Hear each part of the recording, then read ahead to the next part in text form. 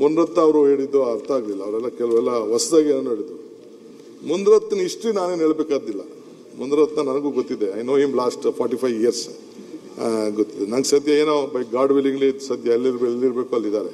ನೀವು ಹೆಂಗೆ ಡೈಜೆಸ್ಟ್ ಮಾಡ್ಕೊಳ್ತೀರೋ ಮಾಡ್ಕೊಳ್ಳಿ. ಮುನ್ರತ್ನ ಬಂದಿದ್ರು ನನ್ನ ಹತ್ರ. ಬಂದು ಅವ್ರ ಅನೇಕ ನೋವುಗಳೆಲ್ಲ ಹೇಳ್ಕೊಂಡ್ರು. ನಾನು ಅವ್ರದ್ದು ಕೇಸ್ಗಳಿಗೆ, ಪರ್ಸನಲ್ ಕೇಸು, ಅಸೆಂಬ್ಲಿಲಿ ಏನು ನಡೀತು, ಕಾರಲ್ಲಿ ಏನು ನಡೀತು, ವಿಧಾನಸೌಧದಲ್ಲಿ ಏನು ನಡೀತು, ಅವ್ರ ಕ್ಯಾಬಿನೆಟಲ್ಲಿ ಏನು ನಡೀತು, ಅದೆಲ್ಲ ನನ್ನ ಹತ್ರ ಸ್ಟೋರಿ ಇದೆ. ಈಗ ಬೇಡ ಅದೆಲ್ಲ. ಅದನ್ನೆಲ್ಲ ತಗೋಬೇಕು ಅಂದ್ರೆ ಬೇಕಾದ್ರೆ ಚರ್ಚೆ ಮಾಡೋಕ್ಕೂ ನಾನು ರೆಡಿ ಇದ್ದೀನಿ. ಅವೆಲ್ಲ ಸ್ಟೋರಿ ನೋಡ, ನಿನ್ಗೆ ಆಗಲ್ಲ ಕಣಯ್ಯ. ಏನೇನು ಹೇಳಿದ್ದಾರೆ ಆದಷ್ಟು ಬಹಿರಂಗ ಪಡಿಸಿದ್ರೆ ಬಹಳ ಒಳ್ಳೇದು. ಕಾರ್ಡ್ ಇರ್ಬೋದು. ಆಯ್ತಪ್ಪ, ಕೂತ್ಕೊಳ್ಳಿವ್ರೆ. ಹೇಳಪ್ಪ ಅಣ್ಣ, ಮುನ್ರತ್ನ ಆಗಲ್ಲ ಅಂತ ಹೇಳಿದ್ರು. ನೀವೇನ್ ಎದ್ದೇಳ್ತಿದ್ದೀರಿ? ಯಾವ್ದು ಕೇಳ್ತೀನಿ ಅಂದ್ರೆ ಒಂದ್ ನಿಮಿಷ ಕೂತ್ಕೊಳ್ರಿ. ಅಶೋಕ್ ಅಣ್ಣಂಗೆ ಏಡ್ಸ್ ಚುಚ್ಚಕ್ ಹೋದವ್ ನಾನಲ್ಲ. ಏಡ್ಸ್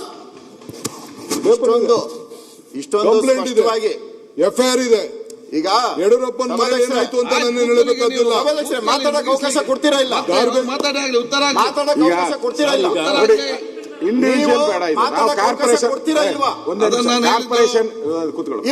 ಕಾರ್ಪೊರೇಷನ್ ಬಗ್ಗೆ ಇಂಡಿವಿಜುವಲ್ ಆಗಿ ಬೇಡ.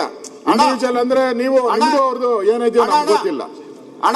ಮಾತಾಡ್ಕೊಳ್ಳಿ. ಇಲ್ಲಿ ಇನ್ನು ಬಹಳಷ್ಟು ಜನ ಬಹಳ ಚರ್ಚೆ ಮಾತಾಡ್ಕೊಳ್ತೀನಿ. ಇದಕ್ಕೆ ಒಂದಿನ ಸಾಗಲ್ಲ, 4 ದಿನ ಬೇಕು. ಇದಕ್ಕೆ ಒಂದ್ ನಿಮಿಷ ಮಾತಾಡ್ಕೊಳ್ತೀನಿ. ಅದಕ್ಕೆ ಸಪರೇಟ್ ಆಗಿ ಅವರಿಬ್ಬರನ್ನ ಒಂದೇ ನಿಮಿಷ ಅಧಿವೇಶನ ಮಾಡಿ, ಅವರಿಬ್ಬರಿಗೆ ಒಂದು ಅಧಿವೇಶನ ಮಾಡ್ಬಿಟ್ಟು ಅವರಿಬ್ಬರಲ್ಲಿ ಏನ್ ಬೇಕಾದ್ರೂ ಮಾಡ್ಕೊಳ್ಳಿ. ನಮ್ದು ಈಗ ಕಾರ್ಪೊರೇಷನ್ ಬಗ್ಗೆ ಏನಿದೆ ಸಂಬಂಧಪಟ್ಟಿದ್ದು ಎತ್ತಿದ್ದಾರೆ. ಪರ್ಸನಲ್ ಆಗಿ ನೀವು ಕುಂತ್ಕೊಳ್ಳಿ, ನಾನ್ ಮಾತಾಡ್ಕೊಳ್ತೀನಿ. ಇಲ್ಲ